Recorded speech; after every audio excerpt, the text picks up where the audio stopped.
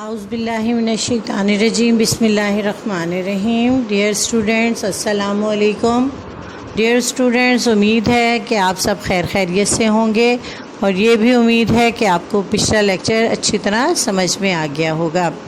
بیٹے آج ہمارا لیکچر نمبر 5 ہے۔ پچھلے لیکچر میں ہم نے نظریہ پاکستان کی پڑھائی کی تھی، اس کے مشکل الفاظ کیے تھے اور ساتھ ساتھ ہم نے اس کی وضاحت کی تھی۔ آج ہمارا جو لیکچر ہے وہ اس سبق کے مشقی سوالات پر مشتمل ہے۔ تو بیٹے آپ لوگ اپنی کتابیں کھولیں، کتاب کا صفحہ نمبر 25 نکالیں یعنی 25، اس پہ مشق دی گئی ہے اور سوال نمبر 1 ہے، درج ذیل سوالات کے مختصر جواب دیجیے یا تحریر کیجیے۔ تو بیٹے آپ میں سے کسی بچے نے یہ کہا تھا کہ ٹیچر آپ کتاب پر ہی مارک کروا دیا کریں سوالات کے جوابات، تو ہم آج کتاب پر ہی مارک کریں گے۔ تو آپ لوگ اپنی کتاب کا صفحہ نمبر 22 کھولیں۔ میں سوال کا جواب پڑھ بھی دوں گی، بتا بھی دوں گی کہ یہ پیج کس پیج پہ اور کون سی لائن پہ ہے۔ تو سوال نمبر 1 ہے، مسلمانوں کو اپنے دینی معاملات میں اپنی آزادی کب ختم ہوتی نظر آئی؟ اس سوال کا جواب ہے صفحہ نمبر 22 پہ پہلا پیراگراف، پہلے پیراگراف کی دوسری لائن کے درمیان میں آپ لوگ دیکھیں۔ بادشاہ اکبر کی بے جا رواداری اور ملکی سیاست میں ہندوؤں کے عمل دخل کی وجہ سے ملک میں کافرانہ طور طریقے اس قدر رائج ہو گئے تھے کہ مسلمانوں کی آزادی خود ان کے دینی معاملات میں بھی ختم ہو گئی تھی۔ تو یہاں تک سوال نمبر الف کا جو ہے وہ جواب ہے۔ سوال نمبر 2 یعنی سوال نمبر ب، سلطان ٹیپو اپنی جد و جہد میں کیوں کامیاب نہ ہو سکا؟ اسی پیج نمبر 22 پہ آئیے، اسی فرسٹ پیراگراف کے آخر میں آپ آ جائیے، سیکنڈ لاسٹ لائن پہ جہاں پہ سلطان ٹیپو جو ہے لکھا ہوا ہے وہاں پہ آ جائیے۔ سلطان ٹیپو نے نہ صرف ہندوؤں اور انگریزوں کا مقابلہ کیا بلکہ افغانستان، ترکی اور پھر فرانس کو بھی اپنے ساتھ شامل کرنے کی کوشش کی، لیکن ملک کے دوسرے سرداروں نے ساتھ نہیں دیا اور انہیں کامیابی حاصل نہ ہو سکی۔ جی سوال نمبر ب کا جواب یہاں تک ہے۔ اگلا سوال ہے، تحریک خلافت کیوں شروع کی گئی؟ جی تو اس سوال کا جواب آپ پیج نمبر 23 نکالیے، کیونکہ اس میں ہم نے ساری تفصیل بیان کرنی ہے کہ اس کا پس منظر کیا تھا، تو یہ تھوڑا سا لمبا جواب ہوگا، اس کو آپ اپنے الفاظ میں بھی تحریر کر سکتے ہیں۔ تو پیج نمبر 23 کا سیکنڈ پیراگراف، اسی زمانے میں پہلی جنگ عظیم چھڑ گئی جس میں انگریز کا مقابلہ جرمنی سے ہوا اور ترکی نے جرمنی کا ساتھ دیا۔ ہندوستان کے مسلمان چونکہ ترکی کے سلطان کو حجاز کی خدمت کرنے کی وجہ سے خلیفہ اسلام سمجھتے تھے، اس لیے انہوں نے مالی اور طبی امداد باہم پہنچائی، جس کی وجہ سے حکومت برطانیہ کو مسلمانوں سے اناد پیدا ہو گیا، لیکن انہوں نے یہاں کے مسلمانوں سے وعدہ کیا کہ اگر ہم کو اس جنگ میں فتح حاصل ہو گئی تو ہم کسی طرح بھی ترکی کو مزید نقصان نہیں پہنچائیں گے۔ یہ وعدہ محض فریب تھا، چنانچہ جب انگریزوں کو فتح حاصل ہوئی تو وہ اپنے وعدے سے پھر گئے اور انہوں نے ترکی کی وسیع سلطنت کے ٹکڑے ٹکڑے کر دیے۔ یہاں کے مسلمانوں کو اس فریب کی وجہ سے بہت تکلیف پہنچی اور انہوں نے خلافت کے تحفظ کے لیے مولانا محمد علی جوہر اور ان کے بڑے بھائی مولانا شوکت علی کی رہنمائی میں تحریک خلافت شروع کی۔ تو بیٹے سوال جیم کا جواب یہاں تک ہے۔ اگلا سوال ہے سوال دال یا سوال نمبر 4، علامہ اقبال نے مسلمانوں کے لیے الگ وطن کا مطالبہ کب اور کہاں کیا؟ ہاں جی یہ بھی پیج نمبر 22 کے لاسٹ پیراگراف کی 4th لاسٹ لائن پہ ہے۔ 1930 میں مسلم لیگ کے الہ آباد والے اجلاس میں علامہ اقبال نے مسلمانوں کے لیے ایک الگ یا علیحدہ وطن پاکستان بنانے کی تجویز پیش کی۔ تو بیٹے یہ سوالات جو ہیں وہ اس سوال کا جواب پیج نمبر 223 کے لاسٹ پیراگراف میں ہے۔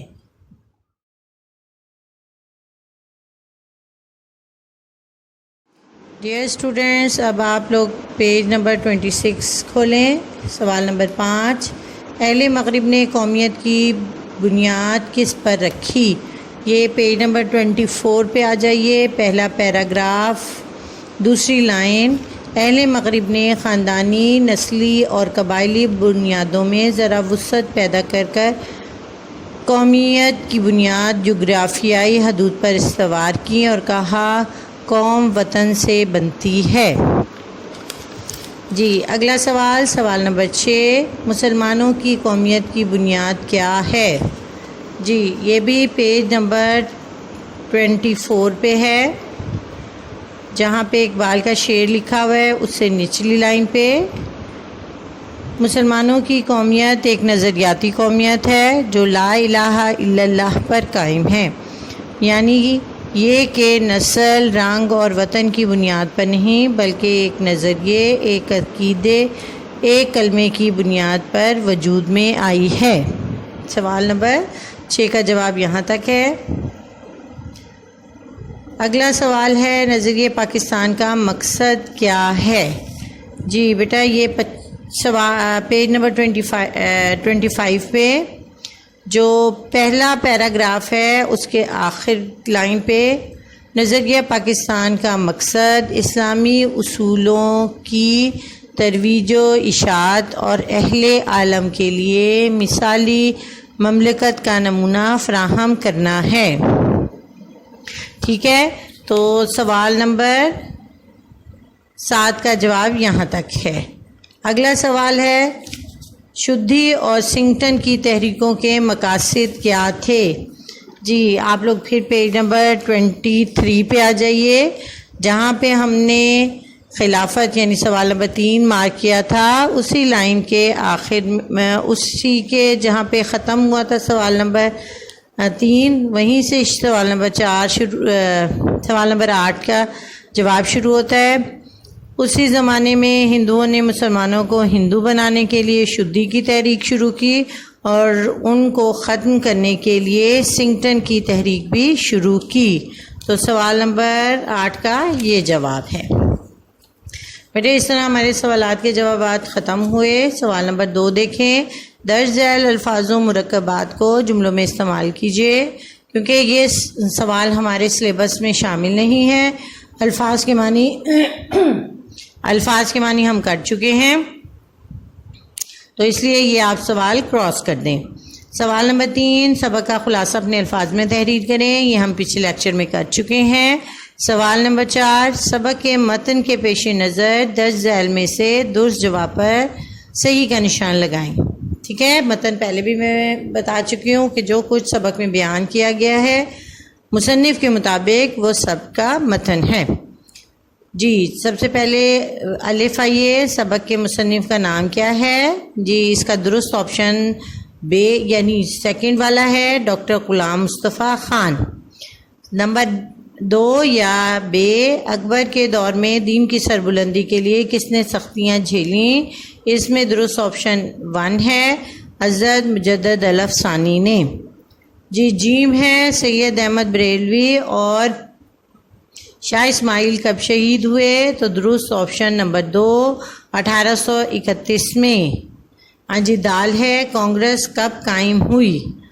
جی اس کا درست آپشن 1 ہے، 1885 میں کانگریس قائم ہوئی۔ اگلا جو ہے مسلم لیگ کس نے قائم کی؟ اس کا صحیح یا درست آپشن ہے نمبر 4 نواب وقار الملک نے۔ جی اور واو ہے، مصنف نے دنیا میں قومیت کی تشکیل کی کتنی بنیادیں بتائی ہیں؟ اس کا درست آپشن ہے 2۔ جی اگلا سوال ہے سوال نمبر 5، سبق کے متن کو ذہن میں رکھ کر درست اور غلط نشان پر صحیح لگائیں۔ جی الف ہے، مسلمان کفر و الحاد کا غلبہ دیکھ کر اٹھ کھڑے ہوتے ہیں۔ ہاں جی یہ درست ہے۔ بے ہے شاہ اسماعیل سید احمد بریلوی کے مرشد تھے. جی غلط ہے، وہ ان کے مرید تھے. شاہ اسماعیل سید احمد بریلوی کے مرشد تھے، مرشد نہیں تھے بلکہ مرید تھے.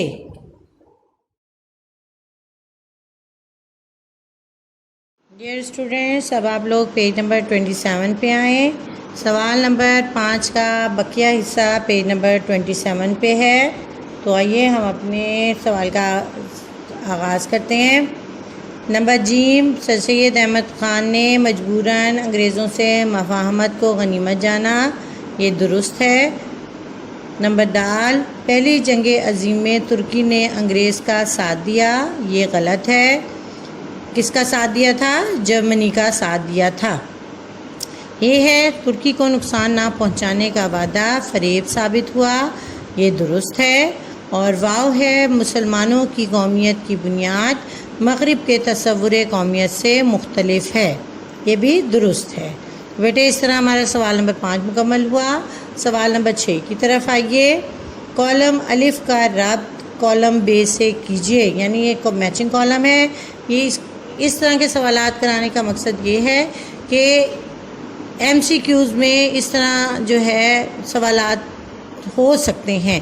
یعنی میچنگ کالم کی صورت میں نہیں، لیکن ان میں سے بھی وہ ایم سی کیوز بنا سکتے ہیں. تو ہم یہ بھی کر لیتے ہیں. کالم الف کو ہم نے کالم بے سے ملانا ہے. تو آپ نمبر 1 2 3 4 5 اور 6 لکھ لیں کالم الف کے شروع میں. تو اب ہم کالم ملا رہے ہیں. 1930 میں کیا ہوا تھا؟ یہ الہ آباد کا جلسہ ہوا تھا. تو آپ اس کو ملائیں الہ آباد سے. نمبر 2 کانگریس کب قائم ہوئی؟ 1885 میں. تو آپ دوسرا کالم اس کے ساتھ میچ کر لیں. نمبر 3 مسلم لیگ کب قائم ہوئی؟ یہ 1906 میں ہوئی. 1831 میں کیا ہوا؟ 1831 میں شہادت شاہ اسماعیل ہوئی. اور نظریہ پاکستان کا مقصد کیا ہے؟ اسلامی زندگی کے مطابق کے اصولوں کے مطابق زندگی گزارنا. تو بیٹے اس طریقے سے ہم نے یہ میچنگ کالم بھی کر لیا. بیٹے اس طرح ہمارے سب کے مشق کا بھی خاتمہ ہو گیا. آج ہمارا یہ سبق مکمل ہو گیا. ہم نے اس کو اچھی طرح پڑھ بھی لیا، اس کے مشکل الفاظ کے معنی کر لیے، مشقی سوالات بھی کر لیے اور خلاصہ بھی کر لیا. اب آپ کا ایک سوال رہ گیا ہے، وہ ہے پیراگراف کی تشریح. میں نے پچھلے لیکچر میں آپ کو پیراگراف کی تشریح کا تفصیل سے بتایا تھا. اس کے ساتھ ساتھ ہم 9th کلاس میں بھی اس کو تفصیل سے کر چکے ہیں اور اس کی پریکٹس بھی کر چکے ہیں. تو آپ کے لیے جو آپ کی ہوم اسائنمنٹ ہے یا گھر کا کام ہے وہ آپ کا ہے کہ آپ نے پیج نمبر 25 پہ آئیے اور پیج نمبر 25 کا لاسٹ پیراگراف جو ہے اس میں آپ لوگ پہلی 4 لائنیں نظریہ پاکستان کا مقصد سے لے کر نظریہ پاکستان کو فروغ دینا ہے، یہاں تک یہ پیراگراف میں آپ کو دے رہی ہوں اور آپ تمام بچوں نے اسی پیٹرن کے مطابق اس پیراگراف کی تشریح کرنی ہے. اپنی نوٹ بکس پہ، اپنے رجسٹر پہ یا جہاں پہ بھی آپ لوگ جو کام کر رہے ہیں وہ آپ لوگوں نے اسی کاپی یا رجسٹر پر یہ پیراگراف کی تشریح بھی کرنی ہے. امید ہے بیٹے کہ آپ لوگوں کو صحیح طریقے سے سبق سمجھ میں آ گیا ہوگا، باقی لیکچر بھی سمجھ میں آ رہے ہوں گے اور اگلے جو لیکچرز ہیں وہ آپ کو سر حمزہ دیں گے. امید کرتی ہوں کہ آپ سب لوگ خیر خیریت سے ہوں گے اور اپنے اپنے گھروں میں رہیے، اپنی صحت کا خیال رکھیں، اپنے گھر والوں کی صحت کا خیال رکھیں، اپنا خیال رکھیں. اللہ تعالی ہم سب کا حامی و ناصر ہو. اللہ حافظ.